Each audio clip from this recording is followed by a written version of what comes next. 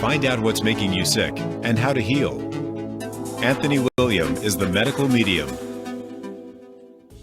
Hello, I'm Anthony William, and you're listening to the Medical Medium Radio Show, where each week I talk about the most advanced healing information and secrets about health, much of which is not found anywhere else and is decades ahead of what's out there now. And much of the information that we share in these shows is more than decades. Some of the information is 100 years away from where we are now, where they're going to discover ahead of time, 100 years ahead of time. Some is even more. Information in the books, the thyroid healing book, and the information in there could take 200 years if they go in the right direction someday out there to want to really care about stopping chronic illness. I believe the powers that be in the industries do not want people better. They want people sicker. I'm not talking about the doctors. The doctors want people better. That's why they go into it. That's why they're in it.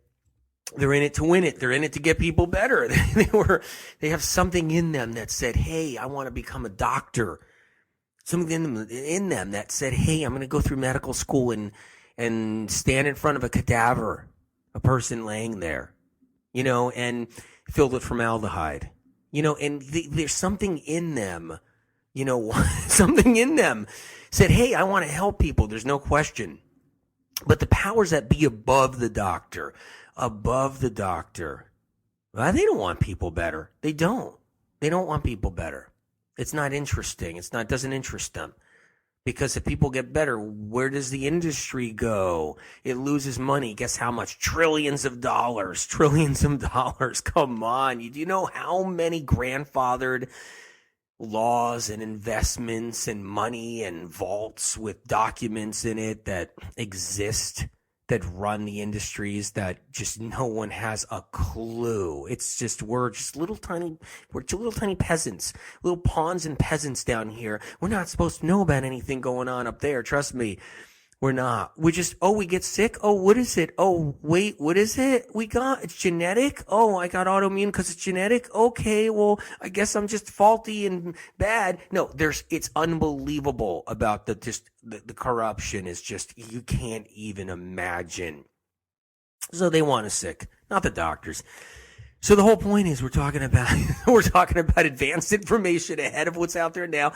Spirit told me when I was younger, Spirit said, this is advanced information. I said, what's advanced? What does that mean? I didn't even know what the word meant.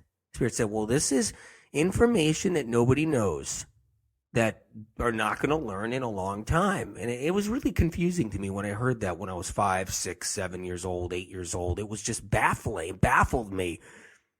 But I got used to it and understood it and just start seeing it, how it was happening and unfolding as each year went on, each decade that I've been alive and doing this and everything else, and I've watched it unfold, and the information is still ahead of out there. It's in the books that we write, Spirit and I write. I say we write because it's not, the information in the books is not cited from bogus, just garbage, recycled, non-helping theories and junk science and junk medicine. It's actually information that's not any of that. It comes from Spirit. And you know what? When you're sick, that may not sound like interesting. That may not sound attractive to someone who's not sick, because they're like, why would I want to go and do that? Why would I want to read his book? Why would I want to do that? Why would I want to know the answers and the truth to chronic illness? Why would I want to know that? I could just go to the doctor if I got a sniffle. But you get sick and you need help and you ain't getting the answers, and you've been doctor to doctor and spent $10,000, $20,000, $50,000, $100,000, 100 doctors. You go through all that. And meanwhile, there's an answer from a real source that has it, a real source that's uncorrupted and not dirtied up, because the information on this show is not repackaged or recycled theory information. It's the only show where the information here doesn't come from medical interest groups, medical funding with strings attached, botched research. Yeah, if you only knew, medical lobbyists, internal kickbacks, money just under the table being passed by hands, interest groups, investors going into persuaded belief systems, private panel of influencers, health field payoffs, or trendy traps. You know something? I know this is an annoying part of the show. We're talking about prostate today. We're talking about the prostate today, by the way. I know this is an annoying part when I talk about that at the beginning of the show. But I saw on social media, a couple of people say on social media say, you got to listen to the beginning of the show when he says that. You need to know how important that really is. I saw that on social media. Someone said you need to know how important what he's saying really is and what that means. You have to know what that means. It's that serious and that profound and that amazing that he's saying what he's saying because of what it really is. So I'm sorry I put you guys through this. Believe me. So none of that contamination is in any of the information here on this show on any level. The information on this show comes from a pure, untampered, uncontaminated source, clean source, a source that helps you get better so you can see through the fog, not be blinded by the madness that's out there in chronic illness in medicine, in books and studies on the internet. It is insane. It is insane where it's at today. And the whole point is to be free from that. So, yeah, when I was a child and Spirit was saying, well, this is advanced information. And so what's advanced? Didn't know what it was. I was just hearing the information from Spirit directly and giving it to people, saying, oh, you have this specific virus inside your liver. That's what's causing this. Oh, no, you have this. This is what's going on. You have a polyp in your sinus, that hasn't been seen by the doctor yet, and that's why you're suffering. And they go to the doctor and they look over and over again. They finally find it. And the person says, oh, my God, how can you know at 9 years old I had a polyp in my sinus? How it had a sinus cavity? How was that even possible? And it was like that all the time. And it wasn't even just that. How did the polyp get into the sinus? No one could ever know. But the advanced information Spirit gave me, so I can tell the person. It got in there because that polyp actually has a bacteria that's sitting in the center of it. Thriving. A bacteria that's sitting in the center of it, and it's creating scar tissue. And the body's actually, developing a little capsule around that pathogen. Hearing that from a 9-year-old, when your doctor doesn't even know anything and couldn't even find the polyp to begin with. People were blown away, and they still are today, and they still are at this point. They're blown away when they read the books. You just gotta know that the gift I was given to you and not to me. It's so you can have the answers and see through the fog and help people and help yourself and protect yourself. And that's what it's all about. So we're talking about prostate. It's funny is because prostate's it's an important part of life for men, important part of life for women, because if your husband is dealing with a prostate problem, life is no fun in the sense that, he can't pee, he's urination problems, he's up all night, he's getting up, it's not easy on a couple. It's not easy on a family or a relationship or whatever when one person has to get up and pee all night long and can't sleep good because of an enlarged prostate gland. So these things are important. So prostate is important. Plus there's prostate cancer. Plus there's all that. So let's go into it right away. Let's talk about it a little bit. Let's talk about the PSA, prostate specific antigen. Let's talk about the PSA. What is the PSA? What does it mean? What's going on? It's an inflammatory test. It's for kind of like the ANA, C-reactive protein tests. The Lyme disease tests are actually inflammatory tests. You don't know this. But the Lyme labs aren't looking for bacteria. They put a name of a bacteria next to an inflammatory test. They pick and choose the name of a bacteria to place in next to the test. That's how it's done at the blood labs. Whether anybody likes it or not. I know people in the blood labs. I know people in the best blood labs there are. The best ones for Lyme and other things. And what it is what the Lyme test is, that's today the best blood test that your doctor sends out to the best lab, the best, most advanced lab there is right now. What that is they don't look for bacteria. They put a bacterial name next to your level of inflammation. Why do you think when you're getting a Lyme test, why do you think they're borderline? Many of them are, you either have the bacteria or you don't. The best Lyme labs are like, you're borderline. You either have the bacteria or you don't. There's no borderline. What they mean by that, and this was a mistake by the labs because they let out their secret this way, which really is, they don't do this as much anymore because they knew it was wrong. It was because it was showing the people what they were really up to, which was really bad news. By saying it's borderline means that there's inflammation. The test itself is an inflammation variety test. And they're seeing a little bit of inflammation, but not enough to say, okay, let's put a bacteria next to the inflammation. They're not looking for bacteria. I'm sorry. So if but it's easy. I mean, the doctors don't even know what the blood labs do with Lyme disease. I'm talking about Lyme disease because it's important, because once you know how the Lyme test really works, then you'll know how the PSA really works. Then you'll know how the C-reactive protein works. You know how the ANA, anti-nuclear antigen test, you know how these work. And it's important to know how they work in order to understand prostate or anything else in the body. So I'll use Lyme disease as an example. If you're getting pissed off because you're somebody with Lyme disease and you're listening to the show for the first time, you're like, oh my God, this guy doesn't even know about bacteria, doesn't even know about Lyme bacteria, doesn't know about the best Lyme test, the best Lyme experts, doesn't know about all the YouTubes out there with the best Lyme doctors, doesn't know about all this. Yeah, I do know all about this, and sorry, but they're all wrong. They're all wrong. I apologized.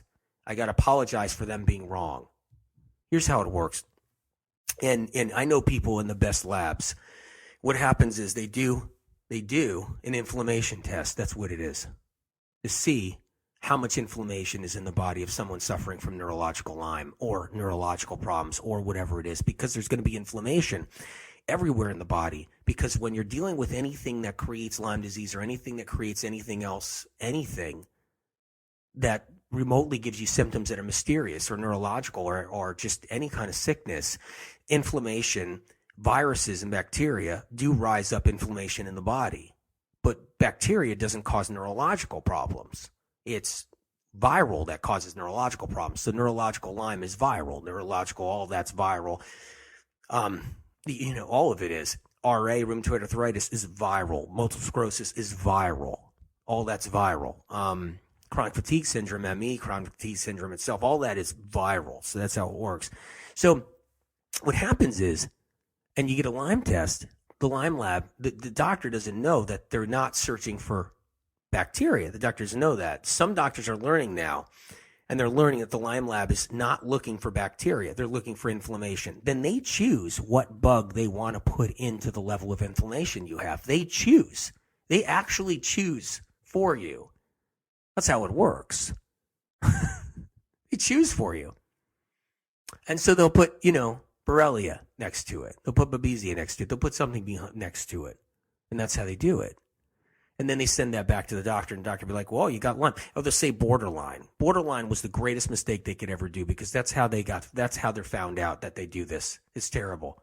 Borderline. No, you either have it or you don't. There's no such thing as borderline. You either have it. If you're looking for bacteria, it's bacteria you found. There's no borderline. And they're retracting that now, because it was like, oop, that was a mistake. That was a big mistake. Because it showed that they were running just inflammatory tests. And I know a couple of lab technicians at two of the best labs that are out there for Lyme. And you don't want to know. Anyway, so the whole point is with the PSA, it's an inflammatory test. It's an inflammatory marker. Looking for a specific antigen. But here's the irony. You can have an elevated PSA, but have another problem in the body and not even a prostate problem at all. You can have an elevated PSA and have a liver issue. How's that possible? Isn't it a specific antigen that the prostate produces? So the test is for the prostate producing a specific antigen. But you can have no prostate problem on any level, no enlargement, no inflammation, and still get a elevated PSA because of your liver. Because these tests are fallible. They are inconsistent. They aren't accurate. Never were, never will be, including the Lyme test, including the PSA tests, including the RA tests, including all of them, can never be accurate. They can't. It's not possible. We can only kind of guess. There's no solid confirmation that science and research has locked any of this stuff down on any level. If it wasn't for me putting out information saying Epstein-Barr is the cause of prostate cancer, it wouldn't be out there now. The information is getting out there about Epstein-Barr causing prostate cancer. It's actually getting out there now. That came from me. That came from me. And so what happens is that they don't know anything about the prostate, really.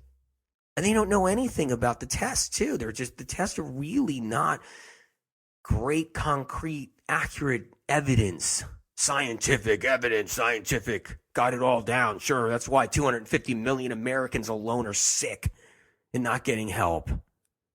Sure, science and research has it all sewed up. Yeah, believe that one. Sure. Hey, if you're not sick and you feel great and you're exercising and you lose a couple of pounds and you're eating, a fancy trendy diet and you're young and you're indestructible and hey, life's good. You'll think science has it all down. But don't be a sucker. Don't be a sucker. The thing is, it's a see it to believe it society. I'm sorry. You either got to see it or experience it. That's what it is. Experience it to believe it. You got to get sick to believe it. You got to get sick to know science and research doesn't even know anything about chronic illness. You got to be sick to believe. You got to experience it to actually believe it.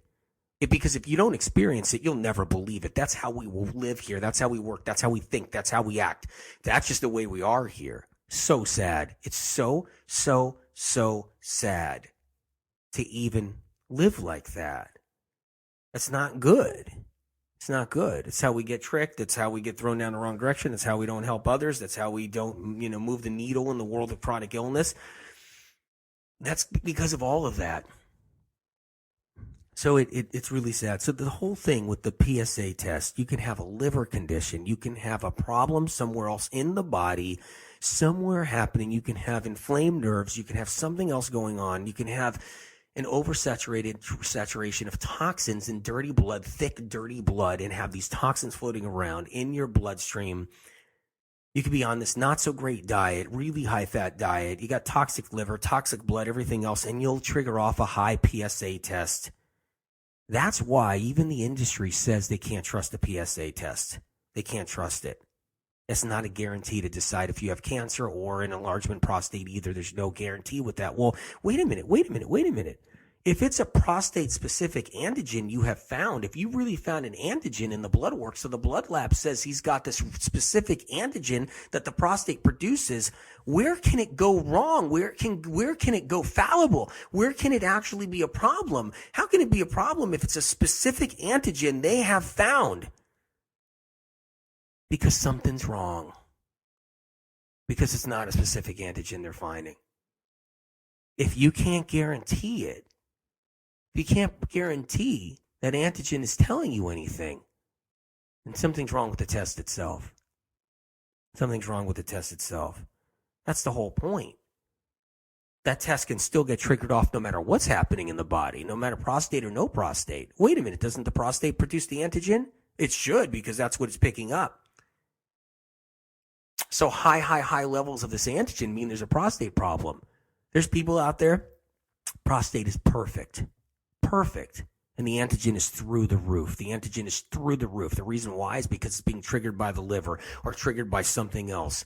It's a test that's weak and just shows how science is and where science is. Basically, you just got to drop your pants. Doctor has to put a rubber glove on, stick his finger up there, try to press down on the prostate, try to see if he feels anything weird. Could try to do, an MRI and CAT scan with contrast. You can try to do other things to see if you can pick up anything. And then you kind of gauge symptoms. Are you frequently urinating in the night? What's going on? Are you, disrupted? Are you, urinating? What's happening? And stick your finger in there and see if you can feel anything on the prostate. And that's kind of like the best it gets on top of the test. But there are a lot of enlarged prostates, and there's a lot of prostate cancer. What's all that from? That's all from Epstein-Barr. You could have an enlarged prostate from Epstein-Barr and not be cancerous at all. And you can have cancer inside the prostate from one variety of Epstein-Barr. There's a variety of Epstein-Barr. There's one out of the many 60 varieties that I talk about, that I've actually written about, that Spirit has given me the information about, that nobody knows out there. Nobody knows out there. And there's one variety of the 60 varieties that's specific for prostate cancer. It gets into the prostate and it does that for men. It's true. And what happens is that there's also inflammation that can occur with no cancer occurring in the prostate. Absolutely. And an enlargement. So we're going to cover that, what to do, how to do it, what happens, what's going on there, what's the best, things you can do to protect yourself to stop prostate problems from happening. If you want to just be preventative because you think there's a prostate problem going on, you might be in your 40s. Women out there, maybe your husband's going in their 40s or 50s or whatever it is, 60s. And we just do the best we can and try to keep our husband safe and healthy and not getting a prostate problem. There's a lot of different things we can explore to figure this out and cover. So that's what we're going to do. So how does it work? What happens is the Epstein-Barr gets into the liver first. That's where it gets into the liver. So it gets into everybody's liver and it starts out there. You can read my books to learn more about it. But what it does is, for men, it goes into the prostate. It heads to the prostate gland. And it heads to the prostate gland. It nestles in there. It moves in there. It becomes part of the prostate gland. Drills in there, actually. Almost every man on the planet is going to have Epstein-Barr going into the prostate, whether it turns into something, whether it actually becomes inflammation, whether it actually becomes a problem, whether it becomes anything. That's all to be determined. With a lot of different reasons why.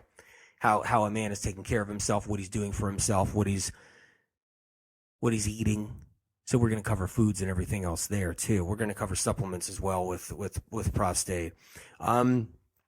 So as Epstein-Barr moves into the prostate to find a home, it can sit in there for years. It usually gets in there in men in their 20s. That's when it enters in, somewhere around in their early 20s. And so that's how it works. Has Epstein-Barr not entered into a man's prostate at that time? Yeah, it could be delayed. It could be in the 30s. But almost every man on the planet will have Epstein-Barr enter into the prostate. Whether it turns into something's another story, depending on all the different factors, how you're eating, what you're doing to take care of yourself, what your lifestyle's like, everything else under the sun, all that matters. But guess what doesn't matter? Guess what isn't involved whatsoever? Genes. That's not involved whatsoever. Genes. Not involved whatsoever. Blue genes might be involved a little bit sometimes if they're too tight in the crotch. So blue jeans, if you wear them too tight in the crotch, if a man does for too many years, that's not going to help. But genes themselves, hereditary, everything else, no, it has nothing to do with prostate cancer, prostate problems, or anything else like that. And so that's another reason why, even in the prostate world, something that should be nuts and bolts and cut plain and simple, like cut in plain cloth, like cut just cookie cut, just perfect and plain and simple and packaged and bowed up and all ready and just ready for Christmas present, ready for a birthday present. It should be like prostate should be all sewed up. It should be all sewed up, but it's not. Let's just say it's genetic. It's nothing sewed up in chronic illness. Nothing. It's just it blows my mind. I don't know if you know that emoji where the head explodes. Like it's a little smiley face. It's not a smiley face, but it's like the little face with the head just explodes. I mean, seriously. It's what it's like when you think about how not even prostate is sewed up by medical research and science on any level. So the virus tends to it does head to the prostate gland. It goes from the liver to the prostate gland. That's what it does. Sits in there and incubates. Doesn't cause much trouble until things the immune system drops, lymphocytes drop. There's not enough immune system around the prostate, around the lymphatic system, all in the groin area, all that. The lymphatic system in the groin area, all that protects your prostate. It protects your immune system, your whole lower immune system down there. There's a theory out there. I'll cover that a little later about the theory. It's kind of interesting. and kind of funny at the same time. But okay, so let's move into prostate. What we can do? Well, a lot of people out there listening in this audience probably have husbands or men that are listening to this probably have prostate cancer, so they're just interested into the show because they have prostate cancer. So we're gonna have to talk about that. And there's a lot of what you decide with your doctor and what you want to do is what you and your doctor are going to decide to do about how you're going to deal with your prostate cancer, and about what stage your prostate cancer is in. I've always said this, and I've said this long before it became popular. Years and years ago, I've always said this. Men that are of a certain age, which it's common. This is like common law right now in law of medicine. Men at a certain age, they can leave their prostate alone and not do anything about it if they have an enlarged prostate or they have prostate cancer. So they have a very early stage of prostate cancer and say they're 70 years old. So that's, they have an early stage of prostate cancer. A lot of medical doctors are just leaving it alone, just monitoring, watching it. And that's getting popular now. That was where I stood long before that even became anything. So when people were coming to me 25 years ago and whatever, and men were coming to me and they're asking about their early stage prostate cancer, first of all, they would be asking if they had prostate cancer. So that would be, Spirit would know if they do or not. But whether they diagnosed with it or not, they were worried about their early stage prostate cancer, and they were 70 years old or 75 years old or 69 years old. It was much better doing the right things for it, changing the diet, completely overhauling the diet, completely doing any supplements that were available 25 years ago. There weren't a lot of supplements available. And that's the one thing about alternative medicine I absolutely love is that there's a lot of heroes in alternative medicine. I mean, all the doctors and practitioners are heroes to me anyway, in conventional and alternative medicine. And but there's a lot of heroes in the nutraceutical department developing and creating new supplements and stuff like that, and that's always been a beautiful thing. So getting somebody on the right supplements 25 years ago, getting them on the right foods with low grade cancer in the prostate, being at a certain age, and letting it go, meaning taking care and monitoring it the best you can with your doctor. You can even reverse it at that stage. A lot of cases of stage 1 cancer in the prostate where it was reversible or just stayed the same all the way until they're 90, and then you'd die of something else. You'd go and die of a heart attack or heart problem or something else or whatever, some kind of failure, and you would die then, but you wouldn't die of prostate cancer. And now I think a lot of doctors are making that common practice now. They're looking at the man's age, they're looking at the man's lifestyle, the age, what they're doing for it, how severe the prostate cancer could be or not be, or what's going on. But not every doctor's doing that. It's just half and half. It's like 50-50. So you got 50, sorry, I distorted the mic there. You got 50-50. You got 50, 50% of the doctors they're now being cautious because it's actually sometimes life-threatening to be playing around the prostate with surgery and even biopsies, doing too many biopsies on the prostate. Sorry, even the it's actually tricky and it's dangerous because when they do a biopsy on a prostate, they don't just poke it once; they poke it a minimum of 30 times. Some doctors will poke the prostate 60 times. So they'll stick a needle in it 60 times. I mean, it's like a done turkey after that. Oh my God, it's like a done turkey in the oven after that. So it's not a 30-time law or a 30-time poking law or poking rule.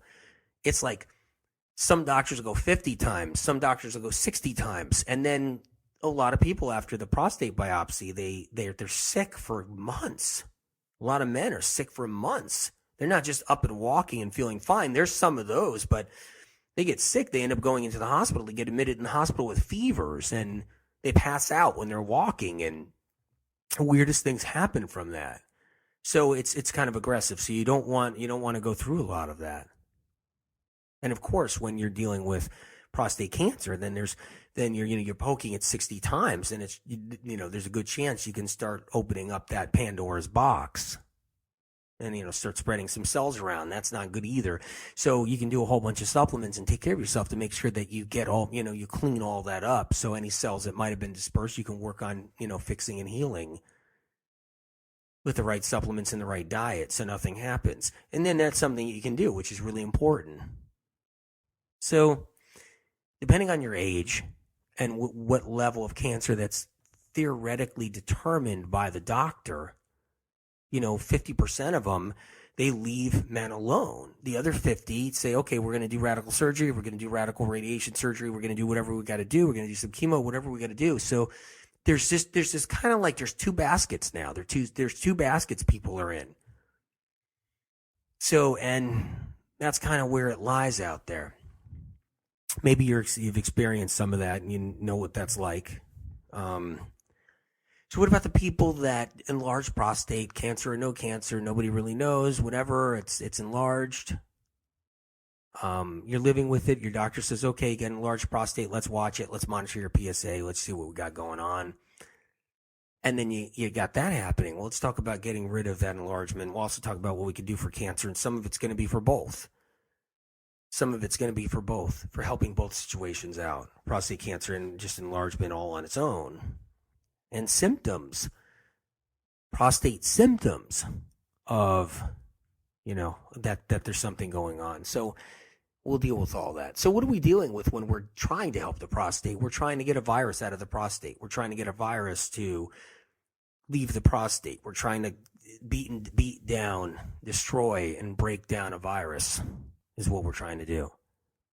And we're trying to heal the prostate itself from viral damage. That's why it gets enlarged. It gets enlarged because it's getting agitated by the virus, living its life and moving and grooving inside the prostate, producing more viral activity, proliferating inside the prostate. Why would it proliferate?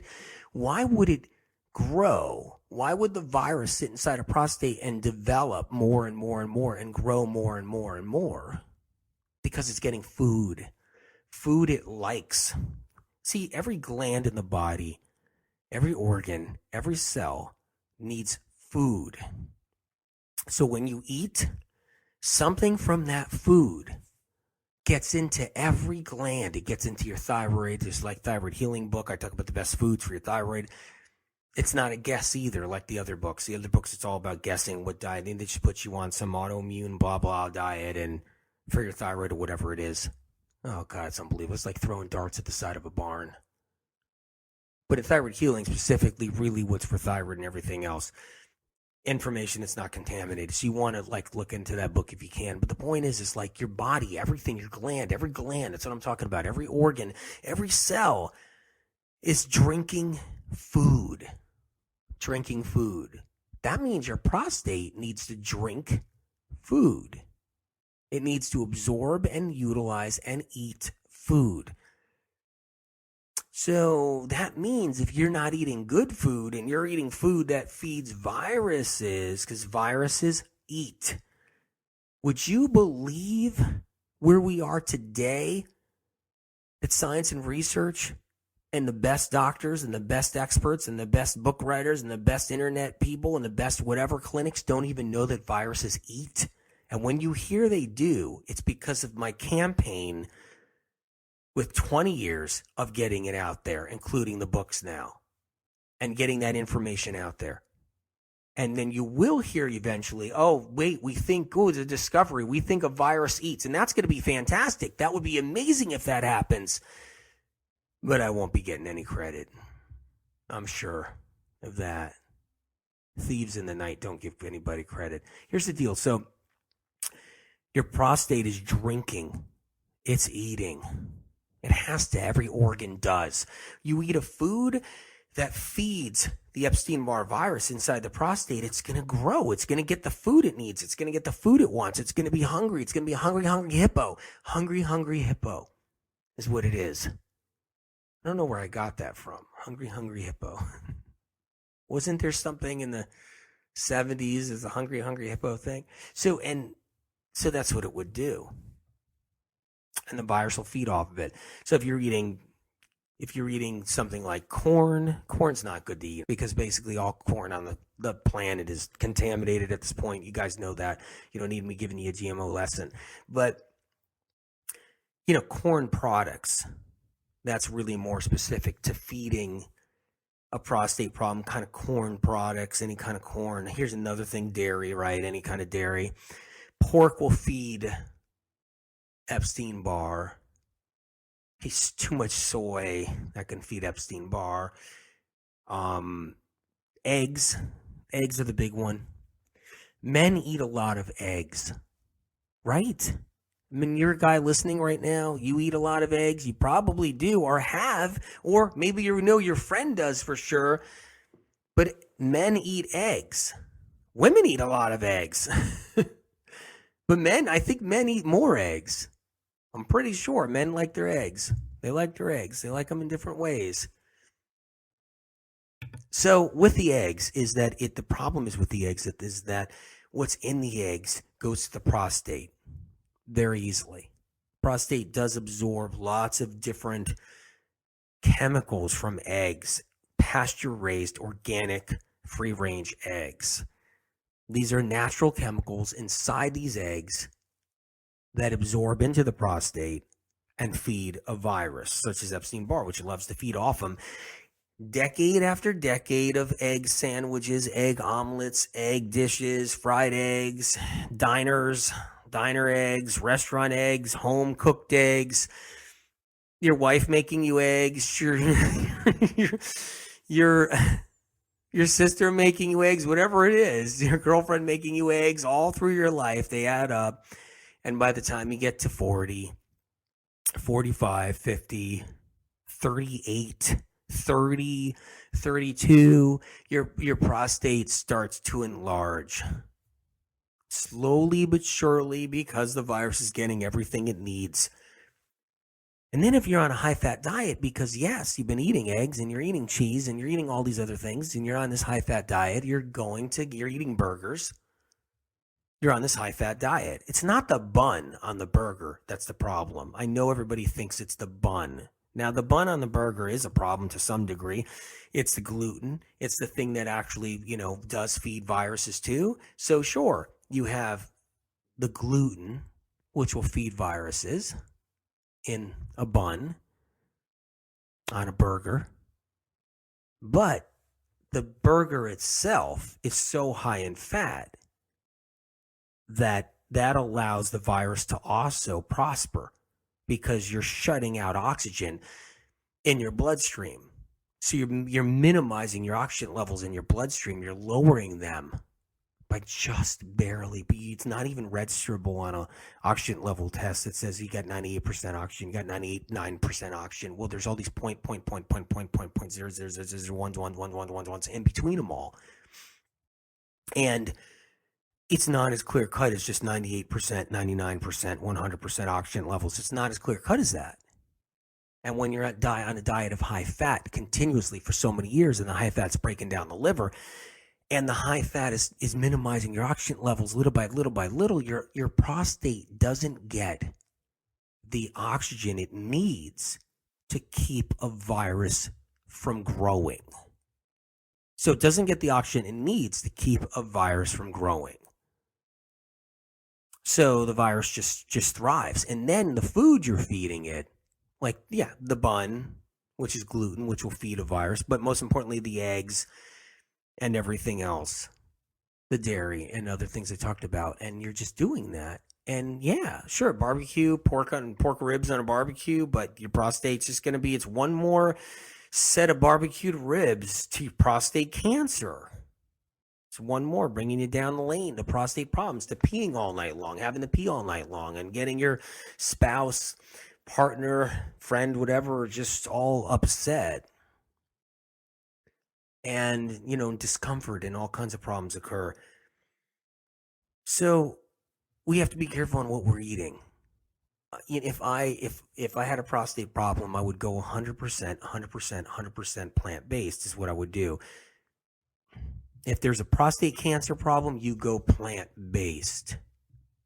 Remember, this isn't a campaign against animal protein. People who know me and know my books and everything else, I don't sit on one side of the camp, and I'm not involved with the food wars. I'm not involved with the vegans fighting the paleos, the paleos fighting the vegans. I'm not involved with that war. That's not my war. That's not my battle. My battle is giving you real answers to chronic illness for the first time in medical history. That's my battle, and getting people to actually receive the information, getting the information to them, that's my battle. Making sure people take care of themselves, making sure people heal, that's my battle. But it is what it is. Truth is truth when it comes down to prostate cancer. You got prostate cancer, you got enlarged prostate. You want to go 100% vegan, plant-based. You can go 100% raw plant-based. You can go 100% plant-based cooked if you want. But you got to get off the animal products, because the more animal products you eat, the thicker the blood gets, and you'll never get the prostate cancer to back down, or you'll never get the enlarged prostate to back down, or you'll never protect yourself from prostate cancer if you're afraid of getting prostate cancer. So you want to go plant-based. Now, it's okay if you don't go plant-based. You can still minimize your animal proteins. Let's get rid of your dairy products. Let's get rid of your fish. Let's get rid of your eggs. Let's get rid of any milk, butter, cheese. No butter, no butter. Butter's disastrous for men. You know, I see it out there, and I laugh, but I laugh in a sad way. I see it out there where you see some trend where butter's good. You know, like grass-fed butter's good. And it's like, it's supposed to be good for you. The people are afraid of critically clean carbohydrates. They're afraid of eating sweet potatoes, afraid of eating all the fruit, afraid of being poisoned in their mind about all that, fruit fear and everything else. And they end up eating sticks of butter as if it's going to make you stronger or healthier or better. It's disastrous. And I laugh about it because I'm like, okay, whatever. We're all human, and you get sick in the end. Everybody gets sick in the end. Everybody gets sick in the end. Because if they don't do all the right things and all the things they need to do, they all get sick in the end. So what is it going to be? So these trends and these different things, it's just unbelievable what happens out there. So I'm saying you got to get the butter out of there. You can't have that. And if you want to have a little animal protein because you're a guy, and guys, they can't part with their animal protein, and I understand. Hey, women, they feel the same way. They can't part with their chicken. Chicken has to be everything. Chicken everywhere. It has to be chicken. Chicken salad, chicken fajitas, chicken this, chicken that. It has to be, chicken breast, chicken. It just has to be chicken. I get that. But when you're dealing with the prostate cancer or enlarged prostate or fear of prostate problems, you got to keep that chicken down low. That's got to be down low. If you can't release yourself from animal products, then just minimize it once a day, once every other day, once every 3 days. Get your prostate better. That'll lower the fats. Bring in some avocado. Bring in some more avocado. Bring in some hemp seeds. Bring in some walnuts. Walnuts are a miracle for prostate cancer. It's one of the foods on my food list. Walnuts. So if you're a guy, you should be eating walnuts. They're great for prostate cancer. Yeah, they're high in fat, but it's not the fats that's actually doing anything to help the prostate. It's phytochemicals, antioxidants, nutrients, other compounds that are in a walnut that aren't even studied or looked at by science that actually help get rid of prostate cancer, reduce it, get the prostate feeling better. Hemp seeds are good. Lots of fruits and vegetables. Celery juice. Can't say celery juice enough because it's one of the best secret weapons to getting everything fixed. Celery juice is a miracle. Celery juice will lower your PSA, your bogus PSA test. It'll actually lower it because it'll starve bacteria and viruses in the body. It'll lower your inflammation overall, and your PSA will start getting better. Whether the PSA was really from your prostate or not, the readings, because they don't know. They don't even know. So it's going to lower it, and that's what's great about the celery juice. So what do you need for prostate? Lots of antioxidants. You've heard about antioxidants. It's nothing new. Everybody's been talking about antioxidants for years. It's so not new. I mean, God, we've been talking about antioxidants for 20 years now? We've been talking about antioxidants. But what about all the undiscovered antioxidants that are all in fruits? Lots of different fruits. It's not just the wild blueberries. You want the wild blueberries. You want all the different berries. You want the apples. But you want every piece of fruit. Mangoes, papayas, apples, berries, cherries, plums, nectarines, peaches, kiwis, grapes. You want them all. And then you want your greens. Kale. You want kale with prostate problems. You want to eat kale every day. You want spinach. Spinach and kale salads. Lots of different lettuces. Butterleaf lettuce, that's a great one. Romaine lettuce, that's a great one. Celery sticks chopped up in your salads. Cucumbers, tomatoes, tomatoes, tomatoes. Tomatoes alone are a secret weapon to stopping prostate cancer. They're a secret weapon to reversing prostate cancer. They're a secret weapon to reversing all enlarged prostate problems. Tomatoes, fresh tomatoes chopped up in your salads every single day. Do not listen to that bogus, trendy garbage someone's trying to hang their hat. People are trying to hang their hat on with tomatoes as being bad for you. It can keep your husband from dealing with suffering, like endless suffering with prostate problems. That's what tomatoes can do. They can keep your husband from suffering from endless prostate problems. So don't be afraid of tomatoes, heirloom tomatoes, chop them up, throw them in salads, the whole bit. And that's amazing for what we need for prostate. Supplements. Coenzyme Q10, that's a great one. Melatonin, you guys. Melatonin. 20 milligram capsules. I would do 20 milligram capsules. Take one capsule before bed at night. Take 2 capsules before bed at night. That brings down inflammation in a prostate. Why? Because melatonin is a weapon or an antagonist against Epstein-Barr. Melatonin's a weapon against that Epstein-Barr. It's a weapon. It's a great one for like men dealing with prostate Epstein-Barr viral issues. So 20 milligram capsules take at night before bed. 40 milligram, you can do 40 milligrams. You can do 60 milligrams if you're dealing with a serious prostate problem before bed. So I like ALA, alpha lipoic acid for prostate problems. I like turmeric, curcumin. That's amazing for prostate problems, curcumin. Nettle leaf, large amounts of nettle leaf, like 6-8 capsules every single day. 10 capsules every day of nettle leaf. Go to my directory, find the best stuff on my website. So you can do the nettle leaf capsules. That's really good. A little bit of licorice root. Periodically. Incredible for prostate and large prostate. Really helpful. L-lysine. Lots of L-lysine. Vitamin C. Honestly, if you do a lot of vitamin C, like 6,000 milligrams a day, maybe 6 capsules twice a day of the 500 milligram capsules, talk to your doctor, talk to your practitioner. This is just what I would do for myself. It's what I would do. I would take a whole bunch of vitamin C if I had a prostate issue developing, a whole bunch of vitamin C. Take it twice a day, every single day. I would take the melatonin. I would take the zinc, a good few dropperfuls of the liquid zinc, the kind that I like. The B12 is important. That's a good one. A little bit of licorice. Lots and lots of nettle. I'd be doing curcumin plus turmeric. I'd be doing both, turmeric and curcumin. I'd be doing aloe vera. I'd get the aloe vera leaves. I'd cut a piece off of it, throw it in the smoothie. Scoop out the gel, leave the green skin out, throw the green skin out in the garbage. I put it in this blender, I'd blend it up, drink it. So that's what I would do there. I would have the aloe vera drink every single day. I would have the celery juice every single day.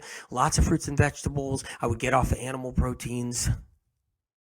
Totally just get off animal proteins. If I had a prostate problem. I bet you everybody's like, does he eat animal protein? Does he not? What does he eat? Does he eat? Does he not? What is he? Is he plant-based? Is he not? Someday I'll tell everybody what I am. Someday I'll let everybody know what I do. I can tell you this, though. I do eat a lot of fruits and vegetables. I can tell you that. And a lot of herbs. A lot of herbs and fruits and vegetables, which leads to other herbs, too. You want to have all the herbs you can. You want to have lots of parsley to deal with prostate issues. Lots of parsley, lots of cilantro. I would even consider the heavy metal, the medical medium heavy metal detox smoothie. Wild blueberries, the barley grass, the spirulina, I would definitely bring that in. The dulse, all of it. I would bring that in 100%. Cilantro, have that at smoothie with lots of fruit and the wild blueberries in there. I'd have that every single day. If somebody with prostate problems, with prostate gland issues, enlargement, cancer, you name it, because the toxic heavy metals do become food for the virus that creates enlarged prostate. And the toxic heavy metals do get to the prostate and they enter the prostate. And then the virus eats the toxic heavy metals in the prostate. It gets another source of food. Go on the heavy metal detox smoothie. So these are some of the things I would do, without a doubt, all of those. Lots of parsley. I would take a whole head of parsley, chop it up, throw it on top of a salad. Put an avocado on there. It's okay. Throw some hemp seeds on there. That's okay. If you're eating animal proteins, lower it to once a day to once every other day so you make room for the other foods that heal the prostate. Because what's in these other foods, what's in parsley, cilantro, what's in all of these matters. Oregano, that's another one. You could do oregano oil capsules and even omega-3 capsules, DHA, plant-based DHA, EPA, omega-3 capsules are good with prostate problems. But oregano is a great one. Oregano oil capsules. I would chop up fresh oregano, throw it in your salad.